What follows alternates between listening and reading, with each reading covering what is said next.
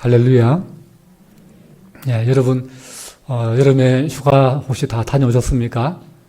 예, 휴가 갔다 오신 분도 계시고, 또, 원래는 그냥 건너뛰신 분도, 혹은 사정이 있어서 못 가신 분도, 계실 것입니다. 근데 보통 휴가를 가면 어디로 가나요? 예, 산이나 바다, 강으로 가지요. 예, 휴가를 뭐 이렇게 도심 속으로 잘 가는 분들은 잘 없죠. 뭐 울산 시내에 간다든지, 아니면 대구 시내에 간다든지, 예, 그렇게 휴가를 그렇게 도심으로 가시는 분들은 잘 없는 것 같습니다.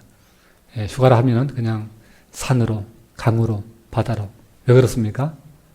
예, 뭔가 좀, 쾌적한 곳으로, 좀 신선한 곳으로, 좀 맑은 공기, 아름다운 자연을 볼 수 있는 그런 깨끗한 곳을 누구나 다 마음에 선호하기 때문입니다. 그래서 복잡한, 그러한 참, 얽히고 설키고, 그리고 마음이 답답하고 또 마음이 이렇게 어두워졌고 상처있고 오염된 그런 부분들을 좀 다 털어내고 좀 정화시키고 그렇게 좀 새로워지는 어떤 그런 충전을 하기 위해서 자연으로 깨끗한 자연으로 사람들은 가기를 원하지요.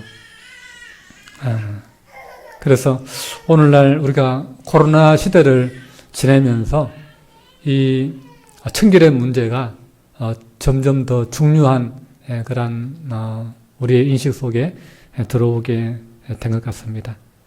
그래서 어쨌든 간에 오늘날 이 시대 사람들은 환경 문제가 참 이슈가 되고, 그래서 어떻게 하면은 우리가 건강하게 또 오래 살까, 그러면서 환경을 더 중요하게 생각하는 것 같습니다. 그래서 물도 이미 정화한 물이지만, 정화를 했지만 다시 그걸 다시 정수기에 다시 또 정화해서 더 깨끗한 물을 먹으려고 그렇게 애를 쓰고, 그리고 어떻게든 간에 좀 더 깨끗한 공기를 마시기를 원하고, 깨끗한 환경 속에서 우리가 살기를 원하고, 그리고 뭔가를 만들 때도 항상 또 우리 손의 청결을 위해서 손 소독제를 또 하고, 또 물티슈로 손을 닦고, 참 우리가 청결에 많은 신경을 쓰는 것 같습니다. 근데 우리가 자연의 청결함, 또 우리 몸의 청결함을 우리가 굉장히 이렇게 신경을 쓰고 중요하게 생각하지만, 또 하나 우리가 빠뜨릴 수 없는 청결한 부분이 있습니다. 그건 바로 우리 마음과 우리 영혼의 청결입니다. 그래서 우리 자연 환경에 이러한 깨끗함과 청결도 중요하고, 우리 몸의 깨끗함과 청결도 중요하지만 더 중요한 것이 있다면 그것은 바로 우리 마음의 청결, 우리 영혼의 청결이 아닐까 생각합니다. 진짜 우리를 병들게 하고 우리를 더럽게 하고 우리를 망가뜨리는 것은 자연보다, 또 우리의 어떤 그런 몸보다 우리의 마음의 부정함과 더러움이 더 큰 문제인 것입니다. 사실은 우리가 다 뭐 화장을 하고 옷을 뭐 그렇게 차려입고 있어서 그렇지, 사실 우리 마음은 그렇게 우리의 어떤 겉모습처럼 깨끗하지 못할 때가 많은 거예요. 여러분, 일본에 가보신 분들이 다 한결같이 하는 이야기가 일본이 너무 깨끗하다라는 거예요. 사람들이 너무 친절하더라는 거예요. 그래서 뭐 물으면 다 친절하게 웃는 얼굴로 알려주고 안내해주고 설명해주고, 그리고 도와주려고 하고, 그 일본이 참 가보면 질서도 참 잘 지키고, 참 그래도 깨끗하고, 좀 이 시설들도 아름답게 이렇게 자연도 잘 가꾸어 놓은 것을 보게 됩니다. 그렇지만은 그 사람들의 민족성을 보십시오. 감추고 있는 그 속에 그 음침한 것들을 보십시오. 정권 위안부 문제를 깨끗하게 사과하고 깨끗하게 용서를 구하지 않고 있지 않습니까? 그리고 독도를 계속해서 자기 땅이라고 또 우기면서 그 영토에 대한 욕심을 내고 있지 않습니까? 겉으로 보기에는 그렇게 정직해 보이고 깨끗해 보이고 친절해 보이고 좋아 보이지만, 그러나 그 속에 감추어진 내면은 그 어두운 그 그림자가 있고, 또 죄성과 욕심들이 다 숨겨져 있다라고 하는 것이죠. 그런 것들 때문에 사실은 우리가 그들을 못 믿는다라고 이야기하지 않겠습니까? 그래서 결국 우리가 가만히 우리 사회의 면면들을 우리가 살펴보면, 인간의 면면들을 다 살펴보면 결국 인간의 문제와 고통은 다 인간의 거짓되고 부패한 마음에서 기인한다라고 하는 사실을 우리가 깨닫게 됩니다. 그래서 오늘 예수님이 중요한 말씀을 하시죠. 우리 8절 말씀 다시 한번 우리 한 목소리로 같이 읽겠습니다. 시작. 마음이 청결한 자는 복이 있나니 그들이 하나님을 볼 것이며. 아멘. 마음이 청결한 자가 복이 있다. 여러분, 팔복을 우리가 계속해서 함께 나누고 있는데요. 여러분, 이 팔복 중에 어떤 복이 더 좋아 보이고 더 마음에 드는 복들이 분명히 있을 겁니다. 나는 이게 참 좋아 보여. 이게 멋있게 보여. 괜찮게 보여. 나는 이 복을 받으면 좋겠어. 나는 이런 복 있는 사람이 되고 싶어. 그런 아마 선호도가 아마 다를 거예요. 근데 조사를 해보면 가장 선호도가 떨어지는 복 중에 하나가 뭐냐 하면은 이 마음이 청결한 자가 복이 있다라고 하는 이 복은 좀 우선순위에서 좀 약간 뒤로 밀려있는 그런 복입니다. 그런데 사실 알고 보면 이 복만큼 귀한 복도 없어요. 이 복만큼 참 큰 복도 없습니다. 하나님을 볼 수 있다는데요. 하나님을 볼 수 있는 복이 여러분 영적인 세계에 조금 이렇게 마음에 관심이 있고 하나님의 말씀을 우리가 깊이 이렇게 좀 공부하고 해보면요. 그리고 인생을 좀 이렇게 통전적으로 이렇게 살아보면 하나님을 내가 가까이 접할 수 있고 경험할 수 있고 하나님을 내가 느낄 수 있고 하나님을 내가 볼 수 있다라고 하는 그만큼 짜릿한 일이 있을까요? 하나님을 내가 느낄 수 있고 하나님을 내가 볼 수 있다라고 하는 그것만큼 여러분 그것만큼 신나는 일도 없고 그것만큼 놀라운 일도 없고 그것만큼 신기한 일도 없고 그것만큼 흥분된 일도 없습니다. 하나님을 내가 볼 수 있다는 것은 그 놀라운 일이에요. 너무나 신비한 일이에요. 너무나 다른 사람이 함부로 받을 수 없는 놀라운 복이 아닐 수가 없습니다. 그거는 사소한 시시한 복이 아니에요. 그거는 큰 복 중에도 큰 복입니다. 그러니 이 복이 얼마나 좋은 복이고 이 복이 얼마나 큰 복인지 우리가 제대로 안다고 한다면 아마 우선순위가 아마 이 복으로 바뀔지도 모르겠다는 그런 생각을 해본 적이 있습니다. 여러분 마음이 청결한 자가 복이 있다라고 했는데 정말 마음이 청결한 자가 여러분 복이 있습니다. 정말 마음이 청결한 자가 복이 있습니다. 그 마음이 청결한 자가 누리는 복의 가장 큰 복은 하나님을 보는 거예요. 하나님을 보는 거예요. 그리고 하나님을 보는 것만이 전부가 아니에요. 마음이 청결한 자는요, 거짓말 하잖아요. 마음이 청결한 자는요, 죄를 함부로 짓지 않습니다. 마음이 더러우면 쉽게 거짓말하고 부정을 저지르지요. 죄를 짓습니다. 모든 크고 작은 범죄들이 다 깨끗하지 않은 마음에서 기인한다라고 하는 사실을 우리가 알잖아요. 그뿐만이 아니라 온갖 사람을 더럽게 하는 모든 악한 말들이 다 어디서 나온다? 더러워진 마음에서 나오는 거예요. 그래서 마음이 청결한 자는요, 이 죄와 점점 멀어지는 거예요. 죄에서 자유하는 거예요.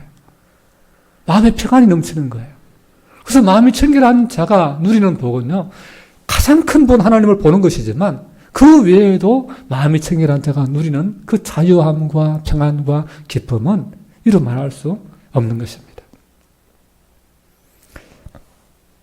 마가복음 7장에서 예수님 말씀하셨죠.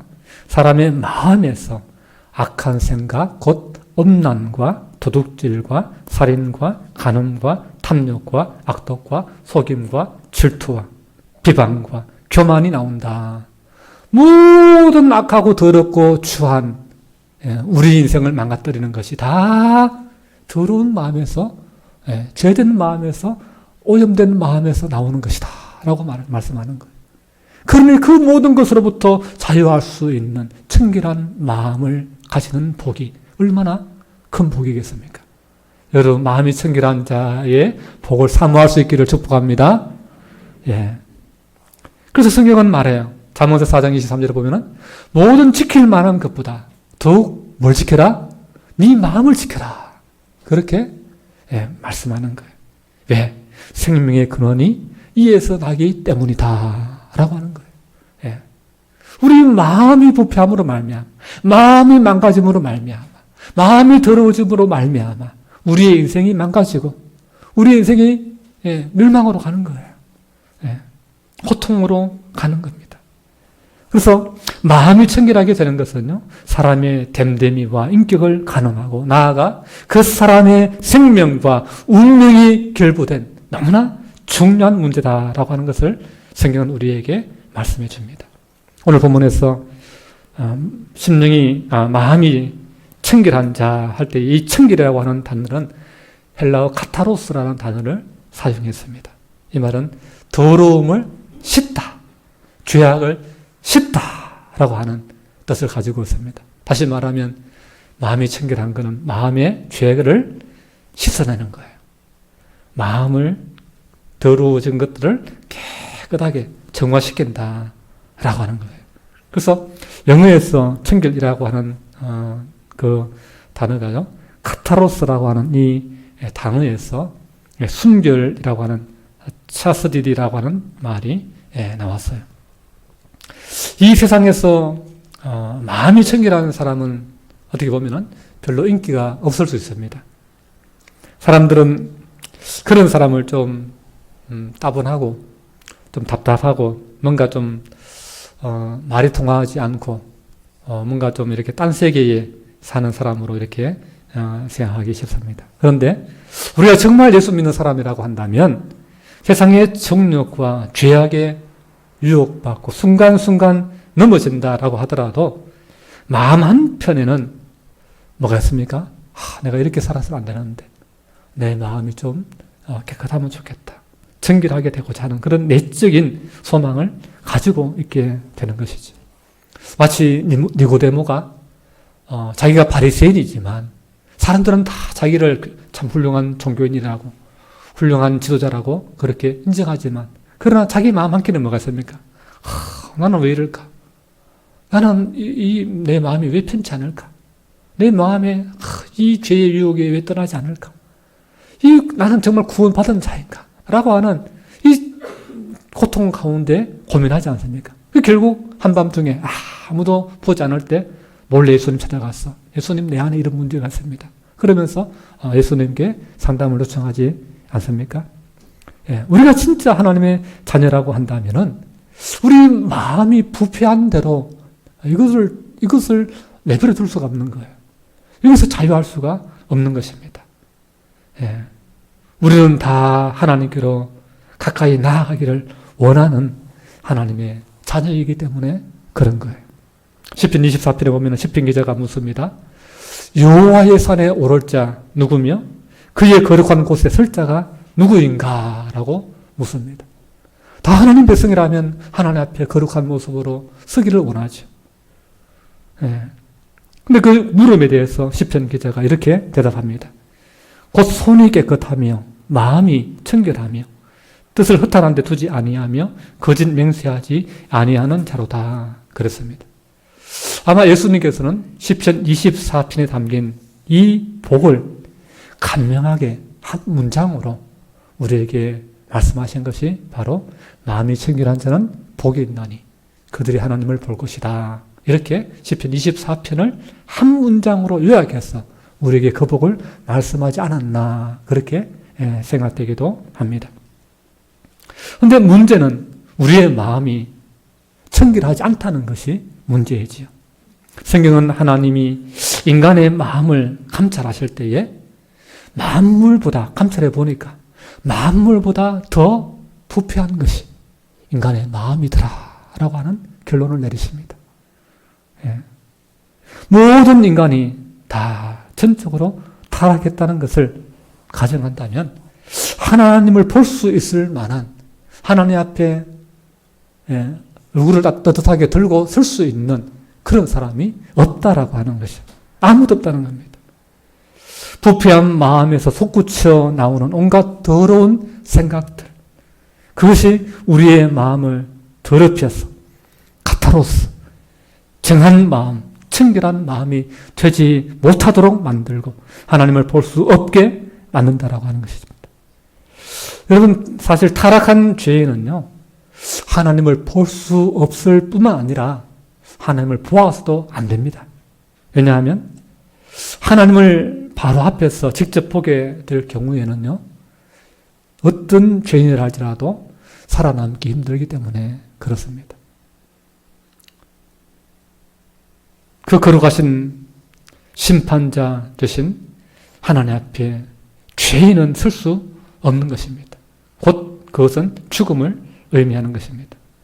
사람들이 간혹 하나님 어딨냐 그러면서 참 입에 담아서 안 되는 말을 하는 것을 보게 됩니다. 하나님 있으면 내 눈앞에 가져와 봐라, 보여봐라, 막 그렇게 함부로 말하죠. 그거는 하나님을 몰라서 하는 말이에요. 정말 하나님이 그 눈앞에 나타나는 순간에는요, 그 사람 못 살아남아요. 그 죄인은 하나님의 심판의 칼에 즉사하고 맙니다. 하나님의 거룩 앞에 쓰러지고 마는 것입니다. 거룩한 빛에 견딜 수가 없는 거예요, 인간은.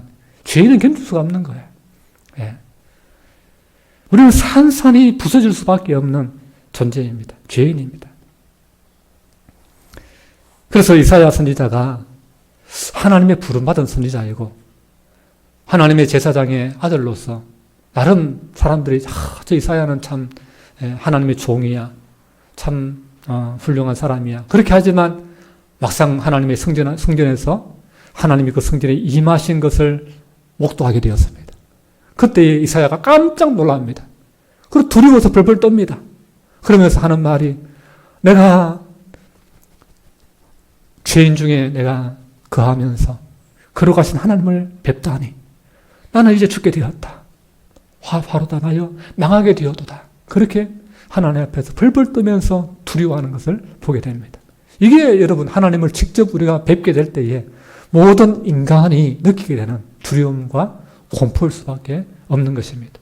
그렇게 하나님의 종으로 훌륭한 선지자로 그렇게 제사장의 아들로 그렇게 참 사람들로부터 존경받고 인정받는 이사야도 그랬다고 한다면 오늘날 모든 인간들이야 말해 무엇하겠습니까? 그런 마음이 청결한 사람이 되는 것은 그러면 우리의 바람이고 그냥 꿈이고 일상일 뿐이고 아무도 그런 복을 누리지 못하는가? 여러분 그렇지 않습니다.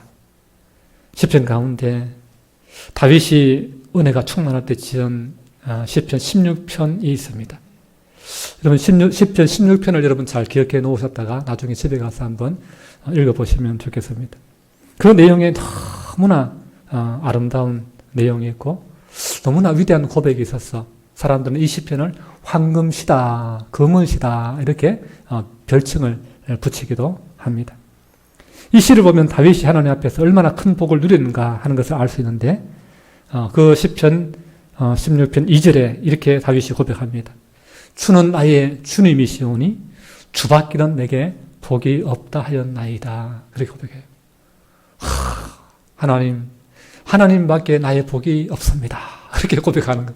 참 멋있는 고백, 참 놀라운 고백을 다윗이 합니다. 그리고는 8절에 이렇게 고백합니다. 내가 여호와를 항상 내 앞에 모시며 그가 나의 오른쪽에 계심으로 내가 흔들리지 아니하리로다. 마치 다윗이 하나님을 보고 있는 것처럼 그렇게 고백합니다. 하나님 딱 보니까 하나님 저기 계신 것 같아. 그리고 그 하나님을 내 앞에 탁 하나님 이리 오십시오. 자기 앞에 모셔. 그리고 길을 가다 보니까 옆에 보니까 하나님이 오른편에 계신 것 같아. 그게 하나님의 임재가 느껴지고 보여지는 그러한 다윗의 그 고백을 우리가 시편 16편을 통해서 보게 되는 것이죠. 다윗이 어떻게 해서 이렇게 하나님을 느끼고 하나님을 볼 수 있는 그런 영안이 있었던 것일까? 그 비밀은요, 그 8절 앞에 있는 7절에 그 비밀이 나와 있어요. 7절에 다윗이 이렇게 고백합니다. 나를 훈계하신 여호와를 송축할지라 밤마다 내 양심이 나를 교훈하도다. 이건 무슨 말입니까? 다윗이 밤마다 하나님의 훈계하시는 말씀, 하나님의 책망을 통해 가지고 자기 양심의 교훈을 받았다라고 하는 거예요. 예. 하나님의 말씀, 좋은 말씀만 받는 것이 아니라 나를 책망하는 말씀, 훈계하는 그 말씀도 가만히 묵상해 보니까 그 말이 참 너무나 나에게 필요한 말씀이더라. 내 삶을 정말 올바른 길로 인도하는 말씀이더라. 그래서 내 양심이 깨달아지고 내 양심에 나는 이렇게 살면 안 돼, 이렇게 살아야 돼 라고 하는 그런 지혜와 교훈을 받게 되었다. 그렇게 고백하는 것이죠. 그래서 그 하나님의 훈계의 말씀을 아멘으로 받아들이고 그 말씀 묵상하면서 거기서 내가 깨달음을 얻으니까 내 마음이 깨끗해지고 청결하게 되어서 죄에 물들지 않고 하나님 말씀으로 걸어가게 되니까 깨끗하게 되니까 하나님의 임재를 느끼게 되고 하나님이 내 옆에 계신 것을 보게 되는 그러한 마음이 청결한 자의 복을 다윗이 누리게 되었다라고 하는 것입니다. 여기서 우리가 다시 한번 마음이 청결한 자가 되는 비결을 우리가 발견하게 되는 것이죠. 그것은 바로 하나님의 말씀의 훈계를 싫어하거나 외면하지 않고 하나님의 훈계를 눈여겨 살피고 그 말씀을 마음에 묵상하는 것입니다. 그러면 우리 마음이, 우리 양심이 큰 교훈을 얻는 기쁨이 있는 것입니다. 하나님의 말씀은요, 우리 마음의 보약이에요, 보약. 우리 마음의 양약입니다. 여러분, 마음이 낙심됩니까? 마음이 힘듭니까? 마음이 우울합니까? 여러분, 말씀을 보세요. 말씀을 보세요. 말씀의 보약을 먹었어요. 예. 신약도 먹고 구약도 먹고 예. 진짜 약은, 진짜 보약은 하나님의 말씀이세요. 하나님 말씀 먹을 때 하나님 우리의 마음은 깨끗해지는 거예요. 우리의 마음은 새로운 마음이 생기고 우리의 마음은 정한 마음이 되어지고 우리의 마음은 정직한 마음이 되어지고 우리의 마음은 정의로운 공의로운 그러한 하나님의 그 마음을 품게 되는 것입니다. 우리의 마음에 새 힘을 얻게 되는 것입니다. 우리의 마음에 다시 한번 정화가 일어나고 거룩한 마음을 우리가 갖게 될 때에 우리는 진짜 우리의 마음에 정말 힘을 얻어서 내 삶을 올바른 길로 나아가게 만들고 다른 사람을 올바른 길로 인도하고 축복하고 돕는 사람이 될 줄로 믿습니다. 모든 것은 다 마음에서 출발하는 거예요. 마음에서 출발하는 거예요. 우리 몸이 무너지기 전에 우리 마음이 먼저 무너진다는 사실을 알아야 됩니다. 예. 하나님의 말씀만이 우리의 마음을 새롭게 할 수 있다라고 하는 사실을 아셔야 됩니다. 말씀이 우리에게 주는 유익에 대해서 디모데후서 3장 16절은 이렇게 말씀합니다. 모든 생각은 하나님의 감동으로 된 것으로 교훈과 책망과 바르게 함과 의로 교육하기에 유익하다라고 말씀합니다. 하나님의 말씀이 나를 교훈하는 거예요. 하나님의 말씀이 나를 잘못된 길에서 바른 길로 돌아오게 하는 거예요. 하나님의 말씀이 나로 하여금 부정한 삶에서 정결한 삶으로 의로운 삶으로 나아가도록 나를 정결하게 하는 것입니다. 시편 119편 9절은 이렇게 고백합니다. 청년이 무엇으로 그의 행실을 깨끗하게 하리이까 주의 말씀만 따름이니이다. 그렇게 말씀합니다. 우리가 무엇으로 정결하게 되겠습니까? 어떤 무엇으로도 우리의 마음을 새롭게 하거나 정결하게 할 수 있는 방법이 없습니다. 오직 하나님의 말씀이 내 마음에 들어와서 그 말씀을 청정하고 그 말씀을 묵상하고 그 말씀의 교훈을 따를 때만이 우리의 삶이 거룩해지는 거예요. 새로워지는 것입니다. 그래서 복 있는 사람을 구약에서 뭐라고 말합니까? 시편에서 뭐라고 합니까? 복 있는 사람은 율법을 주야로 묵상하는 자로다. 예. 하나님의 말씀을 즐거워하여 그 말씀을 취하로 묵상하는 자로다. 그는 시냇가에 심은 나무와 같이 철을 따라서 열매를 맺으며 그 잎사귀가 마르지 아니함 같으니 그가 하는 모든 일이 다 형통함이로다. 그렇게 말씀의 사람을 축복의 사람으로 그렇게 말씀하고 있는 것입니다. 그러니 여러분 하나님의 말씀 묵상하시기 바랍니다. 하나님 말씀 사랑하시기 바랍니다. 하나님 말씀의 훈계를 여러분 외면하지 마시기 바랍니다. 그 말씀 입에 쓰더라도 아멘으로 먹으면 우리에게 약이 될 줄 믿습니다. 내 마음에 약이 되고 내 영혼에 약이 되어서 내 마음을 지혜롭게 하고 나를 죄에서 넘어지지 않도록 의의 길로 우리를 인도하는 그런 능력이 될 줄로 믿습니다. 또 한 가지 방법이 있는데요. 또 한 가지 하나님의 마음이 청결하게 되는 비결이 있는데요. 더 놀라운 하나님의 은혜입니다. 그것은 바로 우리의 마음과 영을 청결하게 하기 위해서 그 말씀이 문자로만 머물러 있는 기록된 말씀으로만 머물지 않고 인간의 육신을 입고 그 말씀이 이 땅에 하나님의 아들로 우리에게 찾아오셨다라고 하는 사실입니다. 바로 예수님인 것이죠. 말씀이 육신이 되어서 예수님이 이 땅에 우리 위해서 찾아오셨습니다. 우리는 여기서 두 번째 우리의 마음이 청결하게 되는 비밀을 발견하게 되는 것이죠. 그것은 바로 하나님이 나의 모든 죄를 토말해 주시기 위해서 나의 마음의 모든 부패를 끝내기 위해서 하나님의 아들 예수님을 이 땅에 보내셨어. 그 보혈로 우리를 씻어주셨고 우리가 그 예수님을 마음에 믿고 영접하고 내 인생을 그분께 맡기고 그분을 따르는 그 가운데 우리의 마음을 청결하게 되는 그런 은혜를 주신다라고 하는 것입니다. 사도행전 15장 9절에 보면 우리의 마음이 어떻게 깨끗하게 되느냐? 믿음으로 깨끗하게 된다. 그렇게 말씀하고 있습니다. 할렐루야. 한번 따라합시다. 내가 마음으로 예수님을 믿음으로 깨끗함을 입습니다. 그래요. 하나님은 예수님을 믿는 그 마음을 우리가 마음문을 열고 예수님을 모셔서 그 예수님이 나를 위해 십자가에 피 흘려주심으로 말미암아 나의 죄를 다 씻어주셨다는 그 믿음이 나의 죄를 깨끗하게 한다. 나의 죄를 씻어준다. 나의 죄를 정결하게 해주신다. 그렇게 약속해주고 계십니다. 히브리서 1장 3절에도 보면 예수님은 죄를 정결하게 하시는 일을 하셨다. 그렇게 말씀하고 있습니다. 사랑하는 여러분, 무엇으로 우리의 들어온 마음을 청결하게 할 수 있겠습니까? 어떤 사람은 농담으로 하는 말인지 모르겠습니다만 나는 위내시경 받았다고 나는 깨끗하게 청소했다고 그러니 나는 깨끗하다고 어떤 사람은 나는 심장 이식 수술을 했다고 새 심장을 갈아 끼웠으니 나는 내 마음 깨끗하다고 그런 농담을 하시는 분도 있습니다만 여러분 그렇다고 해서 우리 마음이 깨끗해지지 않는 것 우리가 알지 않습니까?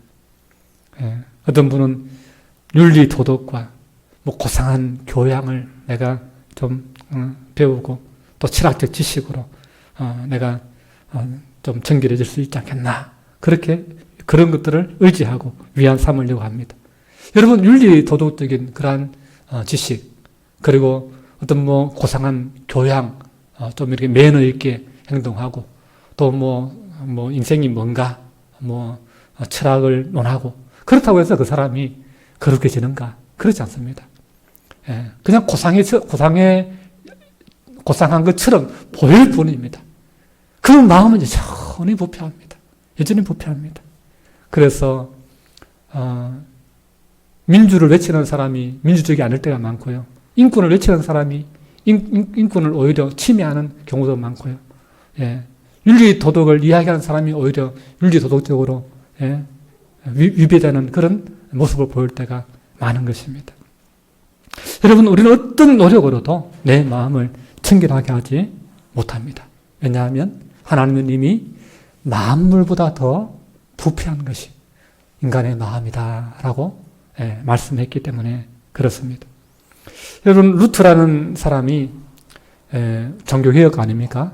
참 놀라운 기독교 역사에 큰 획을 걷는데 쓰임받았던 사람인데 그가 왜 하나님 앞에 헌신했는가?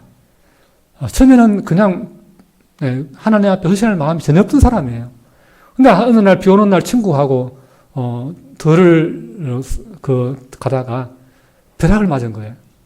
벼락을 맞았는데 루터는 안 죽고 옆에 있는 친구가 벼락 맞아가지고 즉사해버린 거예요.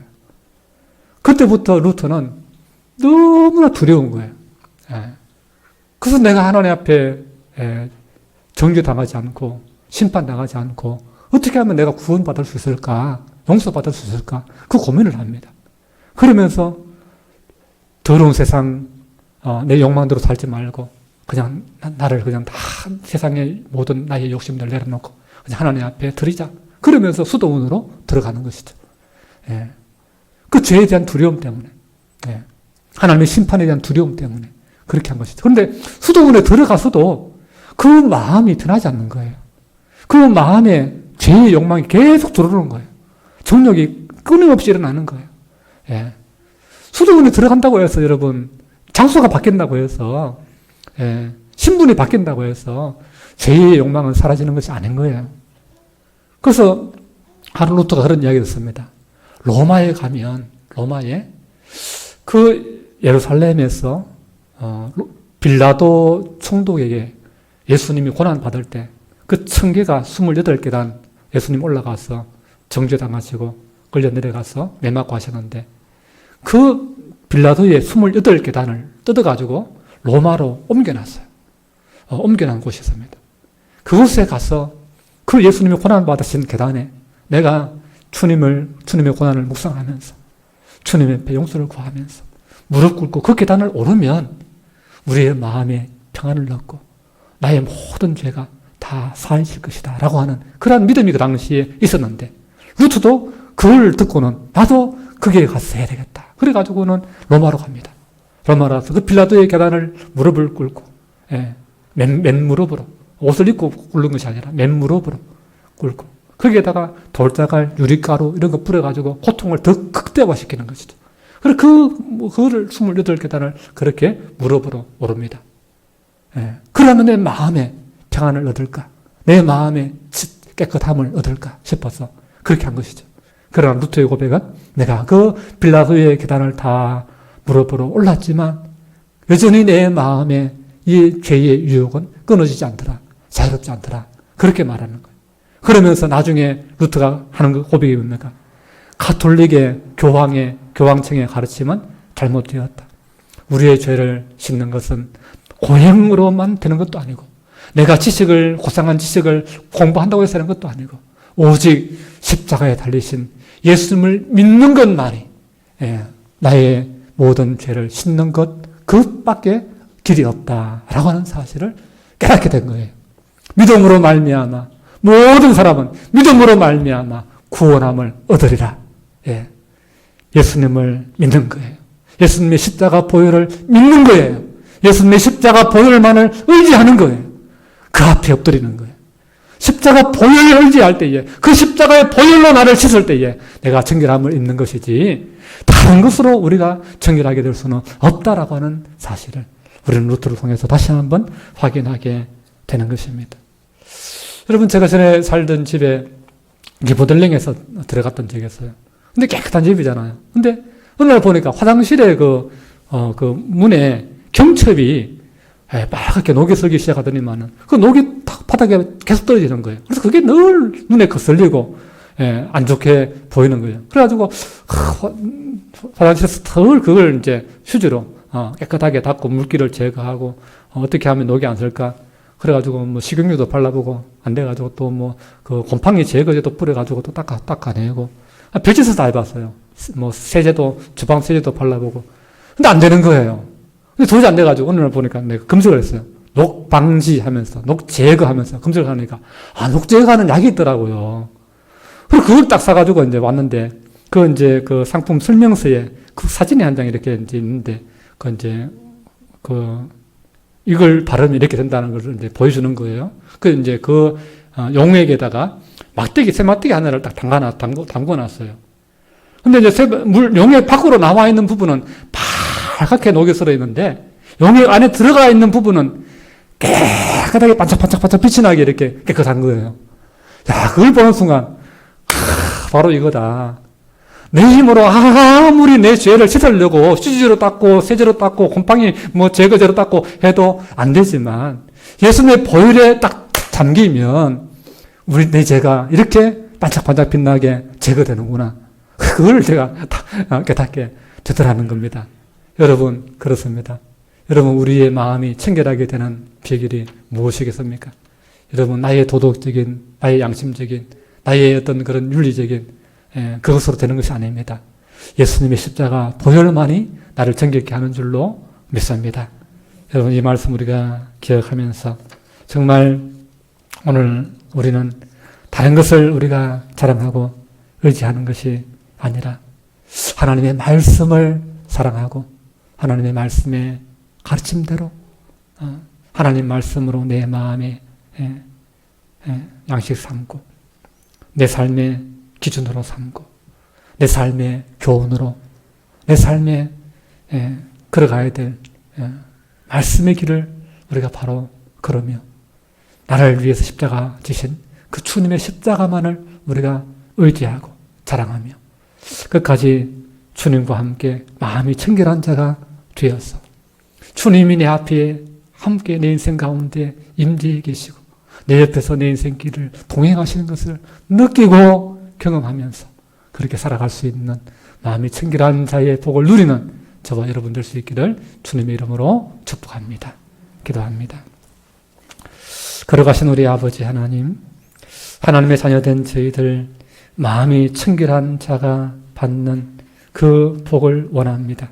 이 시간 성령으로 우리 심령 가운데 역사하사 회개하는 마음을 주옵시고 오직 십자가 그 보혈, 그 주님의 십자가 보혈만을 사랑하고 의지하는 그 보혈의 셈에 나아가 우리의 몸을 담글 수 있는 그러한 우리 모두가 되게 하여 주옵소서. 이제는 마음을 더럽히는 세상 죄악을 멀리하게 하시고 나를 청결케 하시는 예수님을 더욱더 가까이 모시고 더 사랑하는 그러한 마음이 청결한 자의 그 축복을 받는 우리 모두가 되게 하여 주옵소서. 예수님 이름으로 기도하옵나이다. 아멘.